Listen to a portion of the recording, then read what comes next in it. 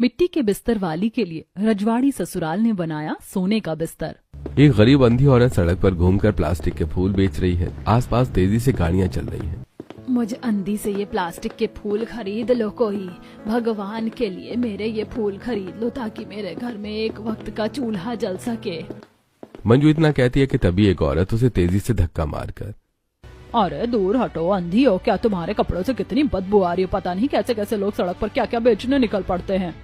उस एक धक्के से वो अंधी औरत लड़खड़ाते हुए एक गाड़ी से टकरा जाती है, जिससे उसके सिर पर गहरी चोट आती है। कौन है? कौन है? तभी बाइक पर सवार एक लड़का उस बूढ़ी औरत के पास आकर, माताजी लाइए, ये सभी फूल मुझे दे दीजिए। वैसे माताजी, आपकी अब इतनी उम्र नहीं है कि आप अंधी होकर सड़क पर फूल बेचें।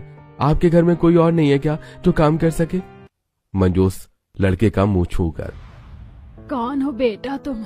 दिल के बहुत नेक लगते हो, लेकिन मैं तुम्हें क्या बताऊं अपने घर की समस्या। मेरे पति नहीं है, बेटी की उम्र 25 साल है जो अपने छोटे छोटे भाई बहन को घर पर संभाल रही है। ठीक है, कोई बात नहीं, आप ये कुछ और पैसे भी रख लीजिए और आज घर चली जाइए। अब पैसे लेकर मंजू उस लड़के को आशीर्वाद देती है और लड़खड़ाते हुए सड़क की दीवारों को छूते छूते अपने घर पहुंचती है। माँ, आपके सर पर ये चोट कहाँ से आई? मम्मी आपका माथा तो पूरा लाल है जख्म से। आपके सर पर इतनी चोट थी तो आप घर पर क्यों नहीं आई? तभी पड़ोसन की जानकी मंजू के घर में घुसती है और मंजू का सिर जख्मी देखती है। अरे अपनी बेटी देख, तेरी माँ के सर पर कितनी गहरी चोट आई है। अब अपनी माँ को 2 पैसे कमाने बाहर मत भेजा कर। जानकी ताई, मैं तो मना ही करती हूँ लेकिन माँ मानती नहीं है। लेकिन बस अब नहीं, अब मैं ही कुछ न कुछ करके 2 पैसे कमाऊंगी।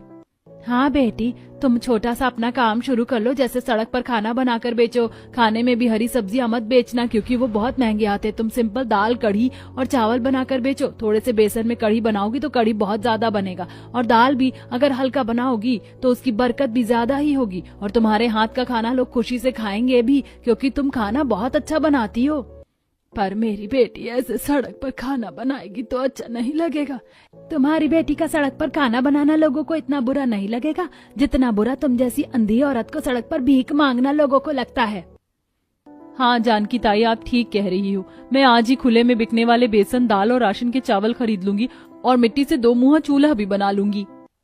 अब जानकी के जाते ही अपनी छोटी बहन के साथ किराने की दुकान पर आती है और वहां से खुले बेसन, दाल और राशन के चावल खरीदकर घर लेकर आती है। उसके बाद अपनी घर आकर घर के बाहर एक मिट्टी का 2 मुहा चूल्हा तैयार करती है।